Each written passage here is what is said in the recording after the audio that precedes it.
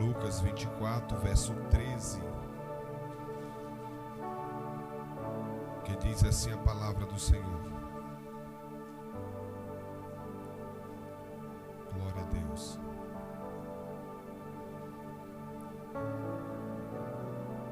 Naquele mesmo dia, 2 deles estavam de caminho para uma aldeia chamada Emaús, distante de Jerusalém 60 estádios,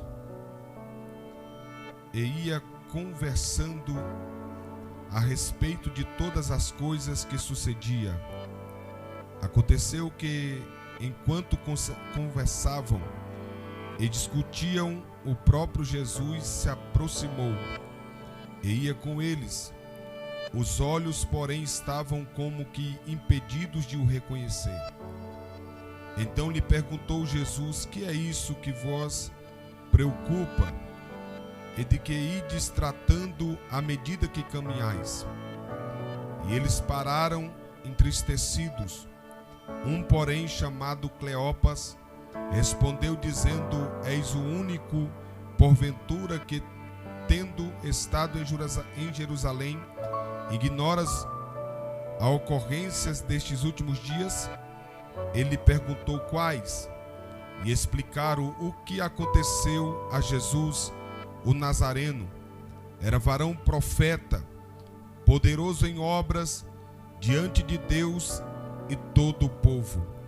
E como principais dos sacerdotes e as nossas autoridades o entregaram para ser condenado à morte e o crucificaram. Ora, nós esperávamos que fosse ele que havia de redimir Israel. Repita comigo, diga assim: nós esperávamos que fosse ele que havia de redimir a Israel. Senta adorando o nome do Senhor. Glória a Deus. Louvado seja o nome do Senhor. Arruma um pouquinho de água.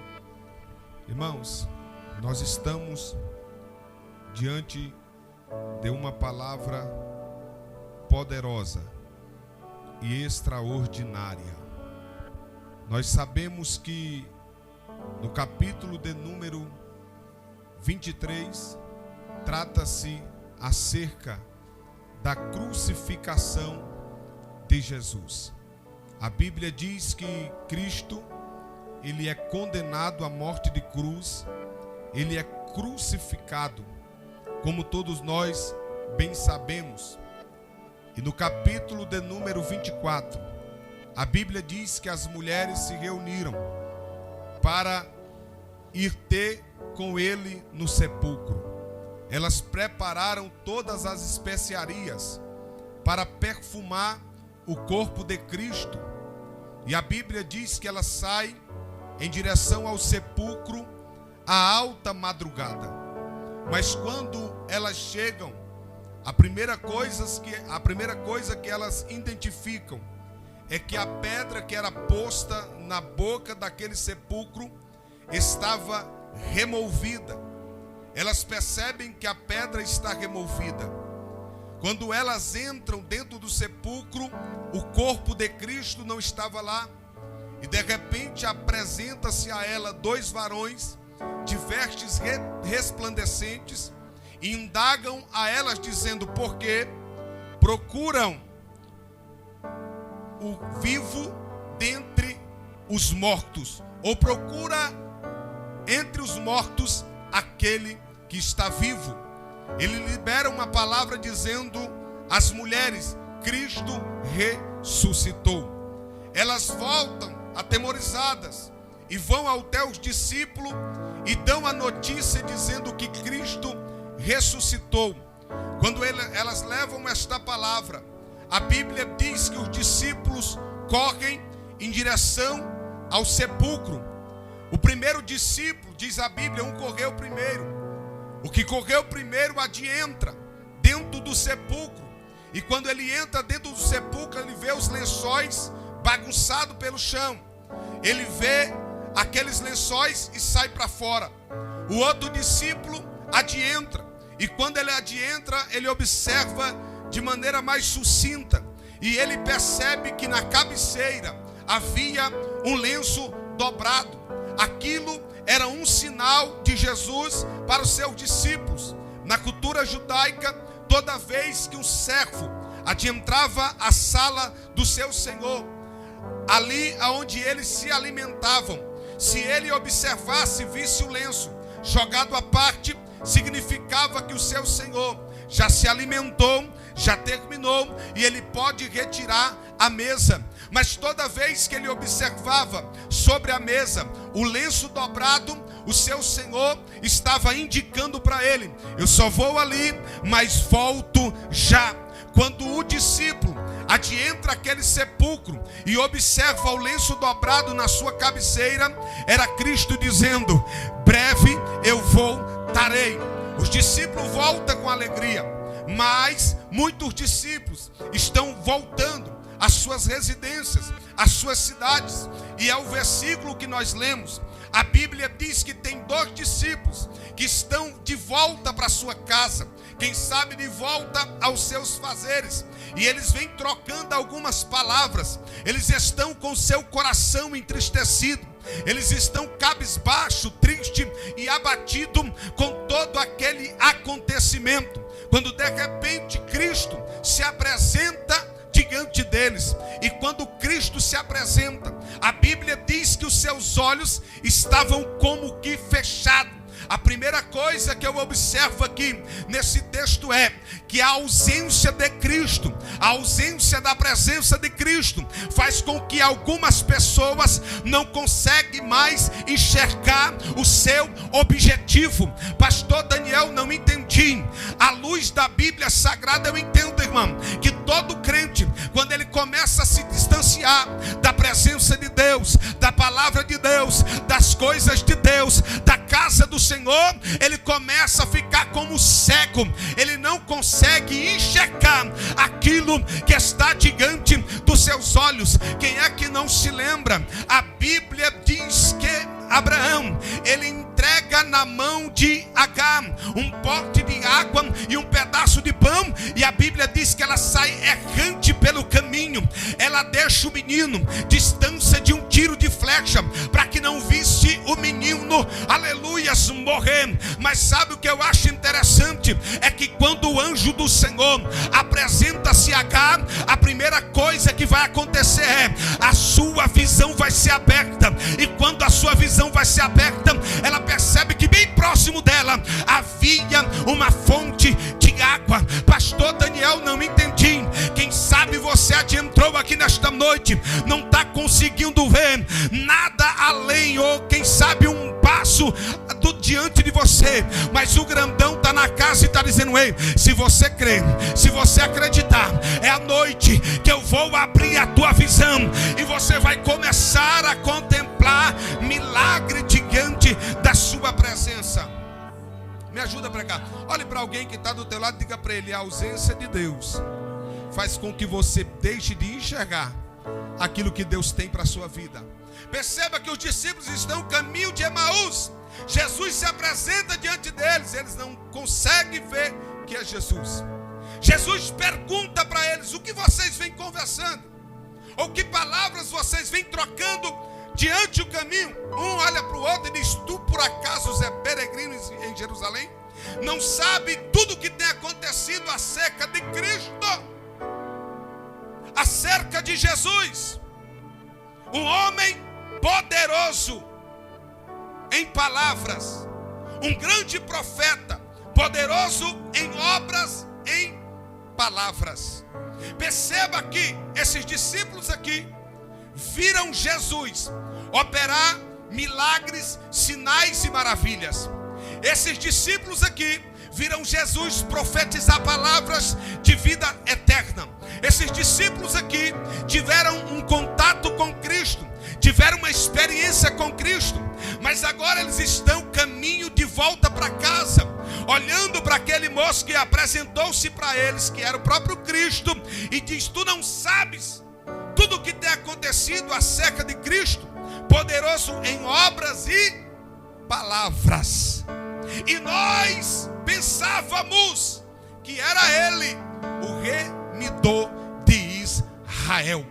Perceba que é domingo, o terceiro dia.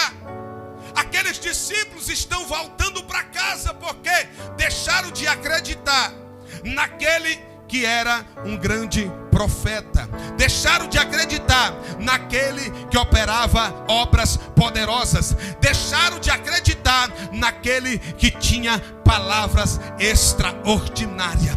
À luz desse texto aqui nesta noite, se eu fosse intitular o tema desta mensagem, eu colocaria: quanto tempo você pode esperar? Nós estamos vivendo dias, irmão, que a pessoa aceita Cristo hoje e já quer viver milagre amanhã. Estamos vivendo uma época que pessoas começam a orar hoje e já querem viver a promessa amanhã. Quando o vento sopra, quando a tempestade assola, ele quer chutar o pau da barraca, ele quer desistir de tudo.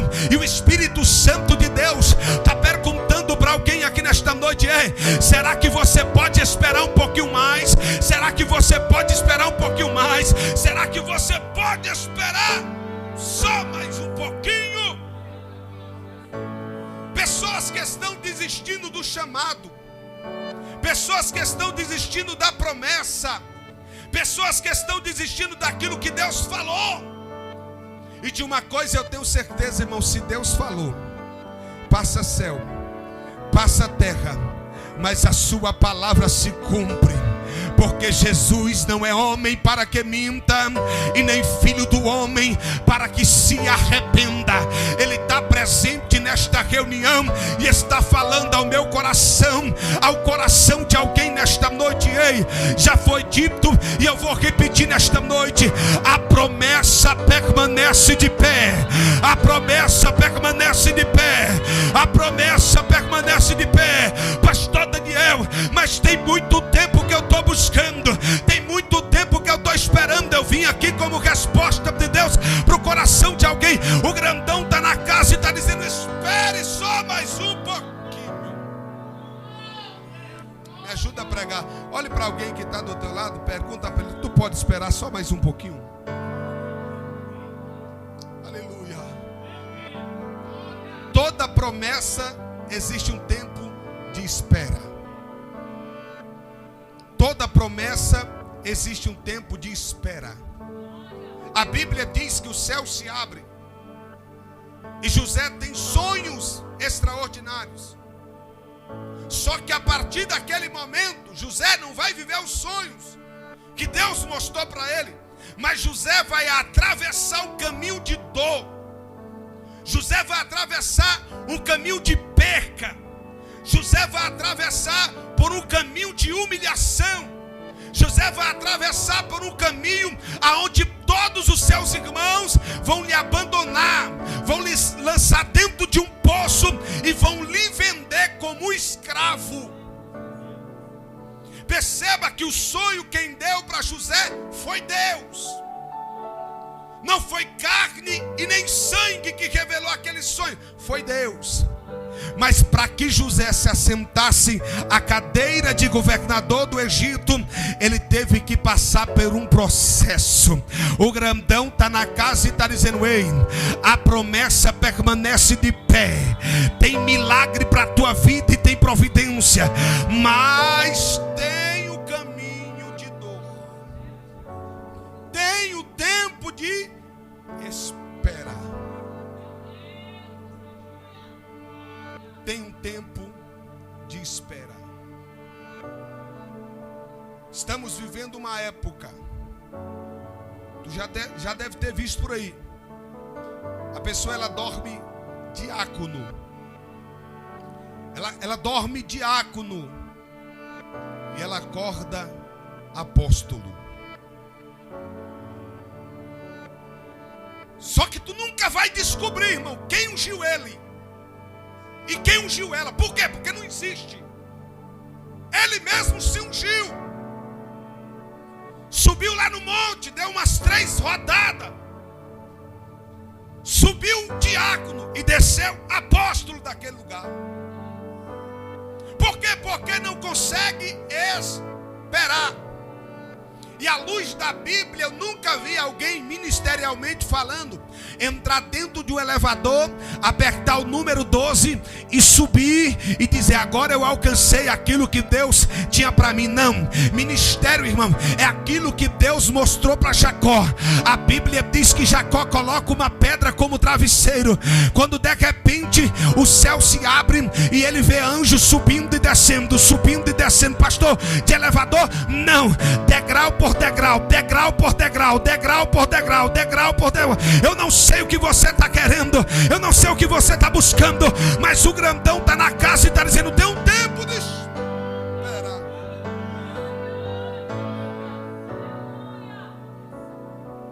E no meio desse tempo de espera, você vai ser vendido, você vai ser caluniado, você vai ser esquecido, você vai ser abandonado. Mas ele está na casa e está dizendo: aguenta, aguenta, aguenta, aguenta, aguenta, aguenta, aguenta firme. Aleluia.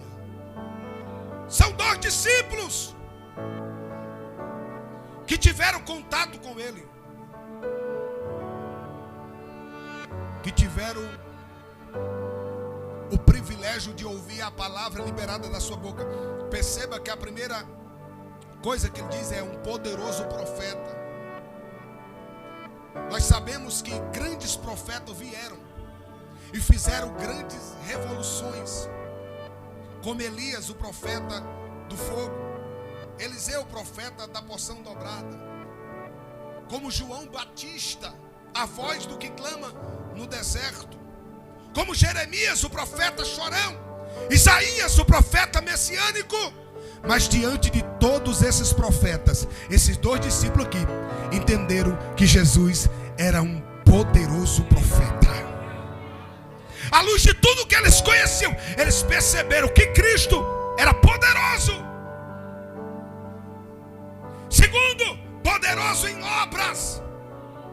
Quem sabe esses discípulos aqui contemplaram Jesus caminhando por cima das águas. Quem sabe esses discípulos aqui ouviram dizer que ele estendeu a mão e disse: acalma vento, acalma a tempestade, e houve-se uma grande bonança.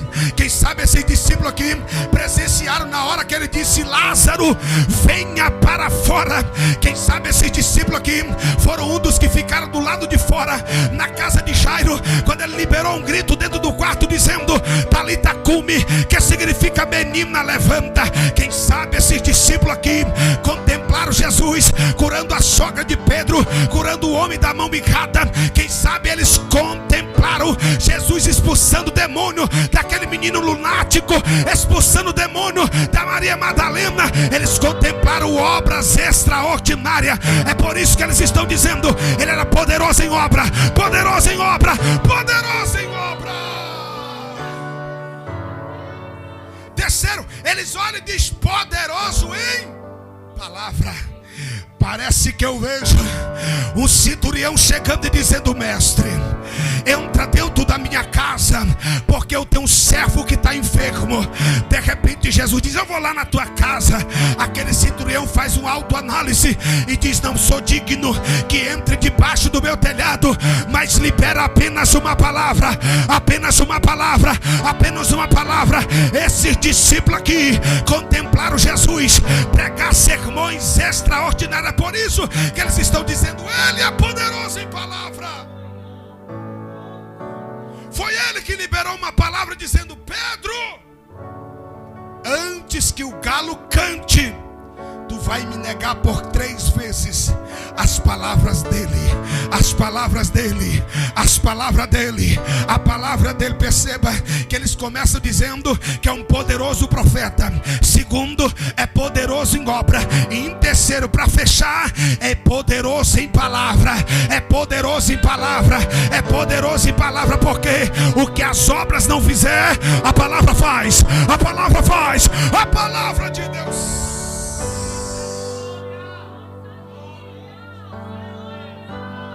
Eles conhecem Jesus no íntimo, só que os seus olhos estão como que fechados. Eles não conseguem identificar E porque eles contemplaram Cristo sendo crucificado, eles viram Jesus morto, eles viram Jesus sendo chicoteado, sendo cuspido, eles viram colocar em Jesus uma coroa de espinho. Quando eles veem a lança transpassada, e quando eles veem o corpo de Cristo sendo retirado daquela cruz e depositado dentro daquela caverna, eles ficaram lá o primeiro dia, eles ficaram lá o segundo dia, mas no terceiro dia, pastor Marcelo, eles juntaram as suas tralhas e agora estão voltando para sua casa novamente.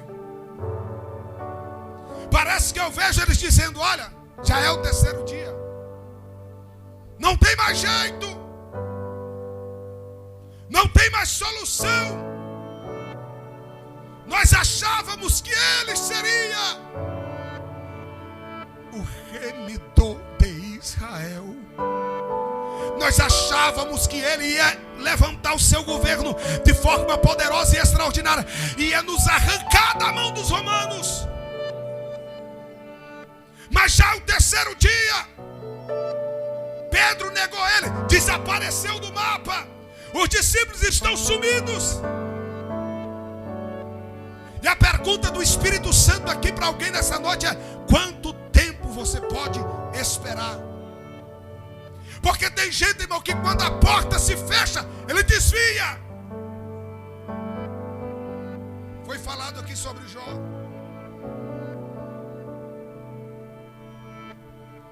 O sofrimento de Jó é comparado apenas com o sofrimento de Cristo. A dor que Jó sofreu, que sentiu, foi tamanha. O diabo monta a arquibancada e diz: ele vai blasfemar agora. Quando de repente Jó se levanta, e quando Jó se levanta, ele diz: Deus me deu, Deus tomou, bendito seja o nome do Senhor. Esse tipo de atitude, irmão, é só para quem crê naquele que o chamou. Jó vai deixar claro, dizendo: sabe por que eu não parei? Porque eu sei que ele vive. Sabe por que eu não desisti? Porque eu sei que ele vive. Sabe por que eu não chutei o pau da barraca? Porque eu sei que ele vive, ele vive, ele vive. Me ajuda a pregar. Olhe para alguém que está do teu lado, pergunta para ele: quanto tempo você pode esperar? Pastor, a porta está fechada. Espera. Pastor, uma turbulência dentro do meu casamento. Espera um pouquinho mais em Deus. Pastor, meu filho está dando trabalho demais. Espera mais um pouquinho.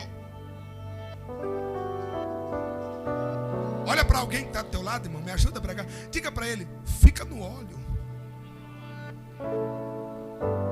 Ele não entendeu, fala para ele: fica no óleo.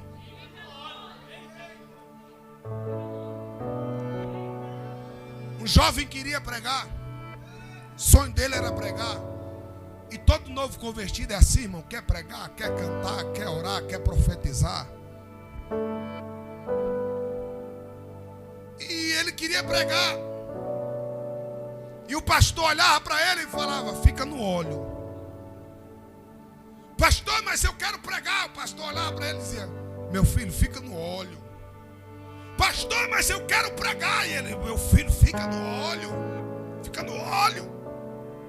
Passou um dia, irmão, aquele menino percebeu que já estava oleoso demais. E o pastor não dava oportunidade para ele. Ele pegou a Bíblia, subiu o morro, em cima de uma pedra, irmão. Naquele dia ele pregou, Caio. Ele pregou, ele profetizou, ele revelou, e ele fez o apelo e desceu para casa feliz da vida. Foi a primeira mensagem. Quinta-feira, quando deu domingo, ele foi para o culto, está lá adorando a Deus.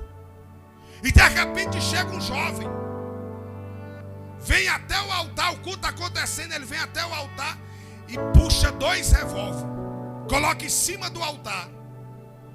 Os obreiros recolhem aquelas armas, guarda para lá. Aí aquele jovem disse: eu quero aceitar Jesus. Aí o pastor: você quer aceitar Jesus? Ele: não, eu quero só reconhecer. Como é que fala, pastor, aquilo? Não, a pessoa já aceitou Jesus, ela vem na igreja só para ter um nome, meu Deus, não é esse. Confirmar que eu aceitei Jesus. Eu só vim confirmar, porque aceitar Jesus mesmo, eu aceitei quinta-feira passada. Eu sou foragido da polícia. Eu estava lá em cima do morro, dentro do buraco, quando de repente, eu não sei de onde, mas chegou um crente doido, subiu em cima da pedra onde eu estava debaixo escondido e começou a pregar para mim. Ele revelou tudo o que eu estava passando. E quando ele gritou: tu quer aceitar Jesus? Eu levantei a mão e aceitei a Jesus como único e suficiente Salvador da minha vida.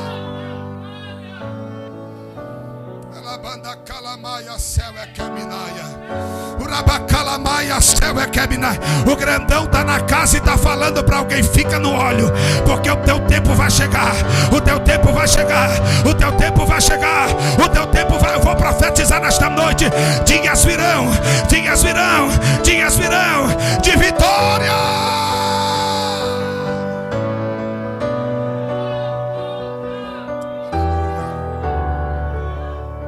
Não coloque a carroça na frente dos bois. Espera, irmão. Eu sei muito bem o que é isso. Eu já fui novo convertido. Eu ficava bravo com o pastor porque não deixava eu pregar, não deixava eu dirigir. E eu já contei aqui, não vou contar de novo não, só vou dizer para alguns que não sabem. Eu fui pregar na rua. Porque, irmão, tem muita gente preocupada com isso aqui. Se o púlpito ou o microfone ainda não veio para a tua mão, vai para a rua. Prega na rua, porque lá será a base do teu ministério. Eu fui pregar na rua. E quando eu estava pregando na rua, eu já contei, vou resumir. Eu orei por um camarada que estava com as suas carnes caindo. E foi na rua que eu orei e vi Jesus fazer um milagre na sua vida. Pastor, não entendi. O grandão está na casa e está dizendo: espera o tempo. Tudo tem um tempo determinado para debaixo do céu e da terra. Então aguenta mais um pouquinho, meu irmão. Espera só mais um pouquinho. Eu me lembro que eu ia para tudo que era vigília. Ninguém me via. Doido para dar uma saudação. Hoje a gente vai, irmão, tem que ficar assim, ó. E o povo ainda acha. Um dia eu cheguei numa igreja lá no Santo Antônio. Fui acompanhar o Peniel para adorar. Irmão, só quem me conhecia era o Peniel. Ninguém me conhecia dentro daquela igreja. Não sei como, mas alguém me achou. Porque chegaram dias, aleluia, que aquilo que está na tábua do teu coração vai acontecer para a glória e para a honra do nome do Senhor Jesus Cristo. Ele está presente nesta reunião, está dizendo: não te preocupe, não te desespere, a tua hora vai chegar.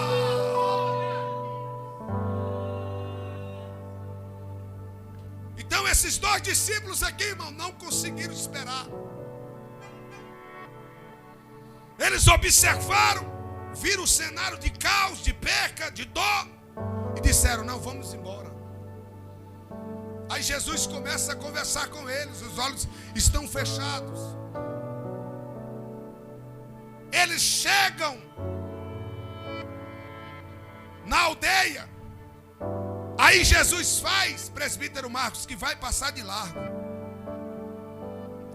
Aí quando Jesus faz que vai passar, um deles olha e diz: fica conosco.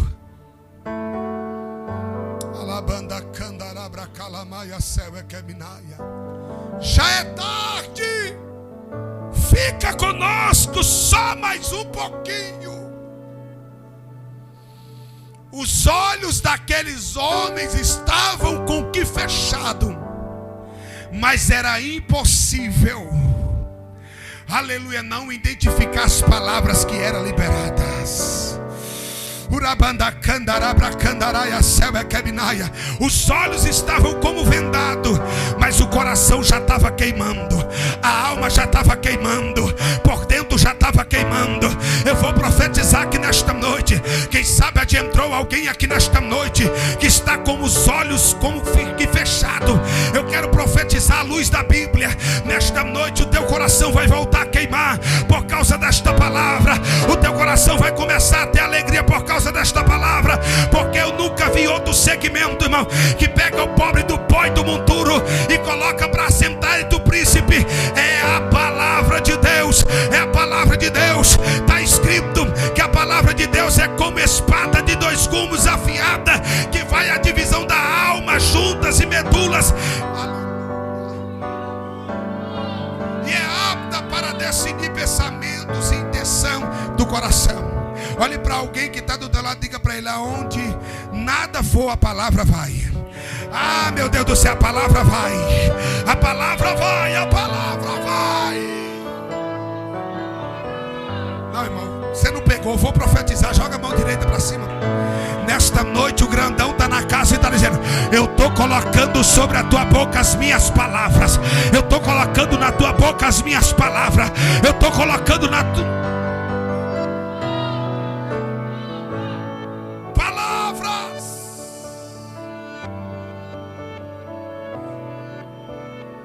Fica, Jesus, só mais um pouquinho. Não aprenda com esses dois discípulos. Não deixa Jesus ir embora, não. Aleluia. Fala para ele nessa noite: Senhor, fica mais um pouquinho. Sabe por quê, irmão? Não vai dar para pregar sem Jesus. Não vai dar para cantar sem Jesus. Não vai dar para pastorear sem Jesus. Não vai dar para tocar instrumento sem Jesus. Não vai não, vai não, vai não. Eleva candará para candará. Aleluia. Fala nesta noite: fica.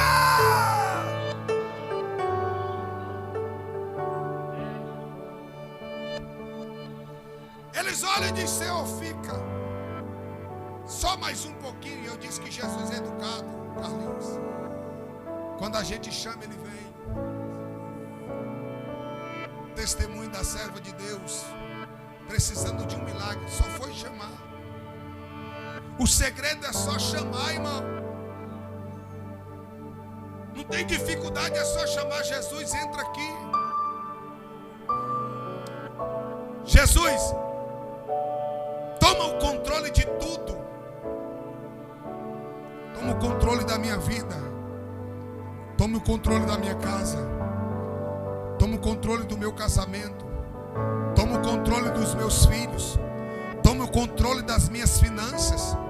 Toma o controle de tudo. Ele entra.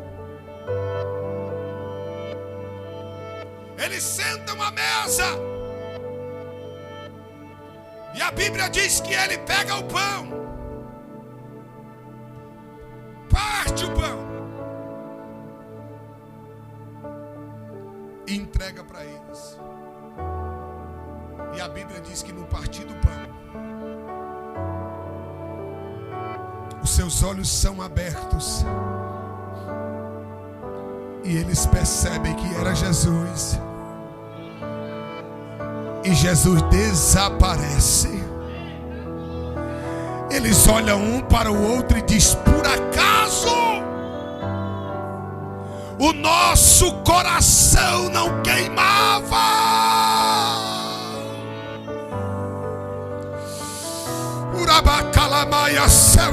Irmão, se o teu coração não queima por causa da palavra, tu está com defeito de fabricação. Se o teu coração não queima pela presença de Deus, tu está com defeito de fabricação. Se o teu coração não anseia por mais de Deus, tu está.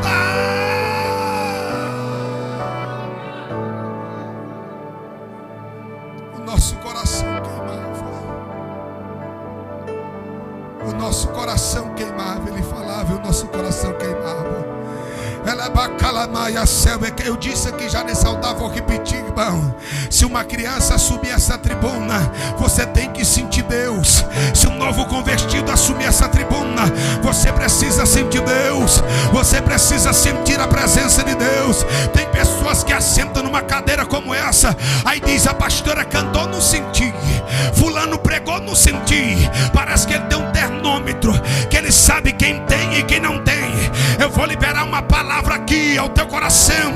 O defeito não está em quem canta, o defeito não está em quem prega, o defeito é você que perdeu a presença. É você que perdeu a presença.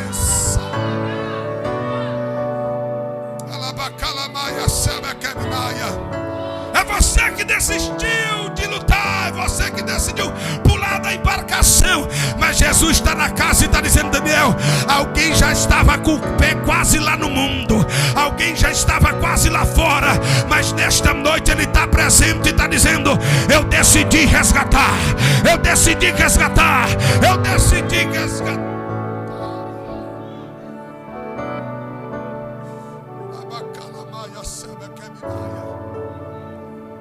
Pastor Marcelo, da mesma forma que Jesus estava preocupado com os 11, ele vai se preocupar com esses 2 discípulos que não faziam parte do rol dos 11. A Bíblia diz que Jesus se preocupou com os 11, mas Jesus vai atrás desses 2 discípulos. E quando esses 2 discípulos têm um encontro magnífico com Cristo, com a presença de Cristo, eles não vão ficar na cidade de Emaús, não. Eles não vão procurar uma rede e ficar balançando também, não. Eles não vão sentar no sofá da casa, cruzar as pernas e dizer: glória a Deus que Jesus ressuscitou. Não, a Bíblia diz que eles vão voltar para Jerusalém novamente, oh glória. Eles vão voltar para Jerusalém. Perceba que eles caminharam 11 quilômetros até chegar em Emaús. Quando eles recebem a mensagem, quando eles recebem a palavra, quando eles recebem a revelação que Jesus ressuscitou, a Bíblia diz que eles vão voltar para Jerusalém novamente. Pastor Daniel, não entendi. Quem sabe alguém que me ouve disse: eu não prego mais, eu não canto mais, eu não adoro mais, eu não vou mais para aquela igreja. Mas ele está presente nesta reunião, está dizendo: tu vai voltar para Jerusalém e vai falar do meu poder, vai falar do meu amor, vai falar